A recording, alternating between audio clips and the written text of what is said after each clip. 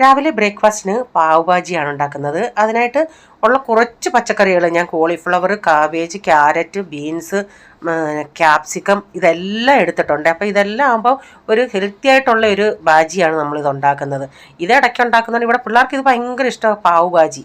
അപ്പോൾ ഞാൻ അതെല്ലാം കൂടെ കുക്കറിൽ ഒരു വിസിൽ വരുത്തിയിട്ട്, സാധാരണ നമുക്ക് കടകളിൽ നമ്മൾ വാങ്ങിക്കുകയാണെങ്കിൽ ഇച്ചിരി പീസസ് ഒക്കെ കാണും. ഇവിടെ ഞാൻ അങ്ങനെ പീസ് വെക്കത്തില്ല, കാരണം ഇവന്മാർ ഒച്ചിരിയും പീസ് ഉണ്ടെങ്കിൽ മാറ്റി വെക്കുമല്ലേ. അപ്പം ഞാൻ ആ കുക്കർ വേവിച്ചിട്ട് ആ വെള്ളം ഊറ്റി കളഞ്ഞിട്ട് ഈ ചീനച്ചട്ടിയിലിട്ടിട്ട് നന്നായി അതൊന്ന് ഉടച്ചെടുത്ത്, പണ്ടൊക്കെ ആണെങ്കിലും ഞാനത് മിക്സിയിലൊന്ന് ക്രഷ് ചെയ്തെടുക്കും, കാരണം അത് നന്നായിട്ടങ്ങ് എല്ലാം അങ്ങ് ഉടഞ്ഞ് കിട്ടുമ്പോൾ വയറ്റി ചെല്ലുമ്പോൾ ഈ പച്ചക്കറികളെല്ലാം അവരുടെ വയറ്റി ചെല്ലുമല്ലേ.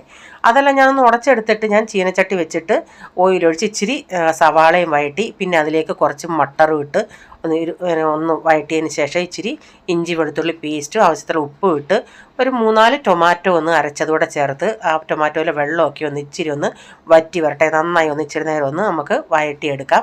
അപ്പോൾ അതിലെ വെള്ളമൊക്കെ ഒന്ന് വഴന്ന് വരുമ്പോൾ പിന്നെ നമുക്കിതിലേക്ക് പൊടികൾ ചേർക്കണം.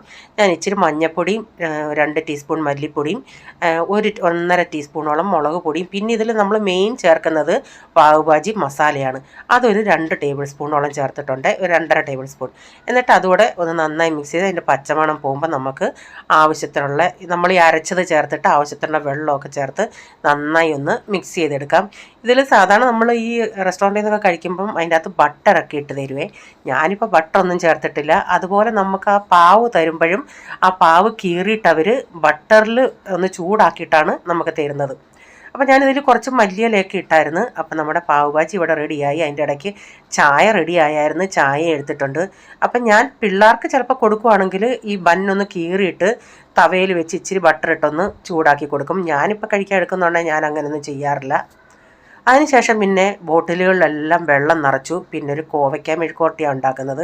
കോവയ്ക്ക മെഴുക്ക് ഒന്ന് ഞാൻ ഉപ്പി പറ്റിച്ചതിന് ശേഷം പിന്നെ പാൻ വെച്ച് അതിലേക്ക് ഓയിലൊഴിച്ച് ഇച്ചിരി മഞ്ഞൾപ്പൊടിയും മുളക് പൊടി ഇട്ടിട്ട് ഈ വെന്ത കോവയ്ക്ക ഇട്ടിട്ട് ഇടയ്ക്കിടയ്ക്കൊന്ന് ഇളക്കി കൊടുത്താൽ മതി. ഇതങ്ങ് രാവിലെ ഞാൻ ചെയ്യും, കാരണം ഇത്തിരി സമയം എടുക്കുമല്ലോ ഇതൊന്ന് മൊരിഞ്ഞ് വഴന്ന് വരാനായിട്ട്. അതുകൊണ്ട് ഞാൻ ഇച്ചിരി നേരം അതിങ്ങനെ അടപ്പത്തിട്ട് ഇടയ്ക്കിടയ്ക്കൊന്ന് ഇളക്കി കൊടുത്താൽ മതിയേ.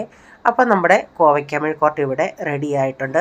ഇനി മീൻകറി വെക്കുന്നത് ചട്ടി വെച്ച് കടുകിട്ട് ഇതിലേക്ക് കറിവേപ്പില ഇട്ട് പൊട്ടിച്ച് ഇഞ്ചി വെളുത്തുള്ളി എല്ലാം ഒന്ന് വഴന്ന് വരുന്നുണ്ട്. ഇതിലേക്ക് ഇച്ചിരി മഞ്ഞൾപ്പൊടി ഇട്ടൊന്ന് വാട്ടി അതിലേക്ക് പിന്നെ ആവശ്യത്തിനുള്ള കാശ്മീരി മുളക് പൊടി മാത്രമേ ചേർത്തുള്ളൂ. അതും ഒന്ന് മൂപ്പിച്ചതിന് ശേഷം പുളിവെള്ളം ഇട്ട്, എന്നിട്ട് ആവശ്യത്തിനുള്ള അരപ്പിനുള്ള വെള്ളം ഒഴിച്ച് ഉലുവാപ്പൊടിയും ചേർത്ത് അരപ്പൊന്ന് തിളച്ച് വന്നിട്ടുണ്ടെങ്കിൽ മീൻ പറക്കിയിട്ട് കൊടുത്തിട്ടുണ്ട്. ഇതിലേക്ക് ഇനി കറിവേപ്പില ഇട്ട് അതൊന്ന് തിളച്ച് വരട്ടെ.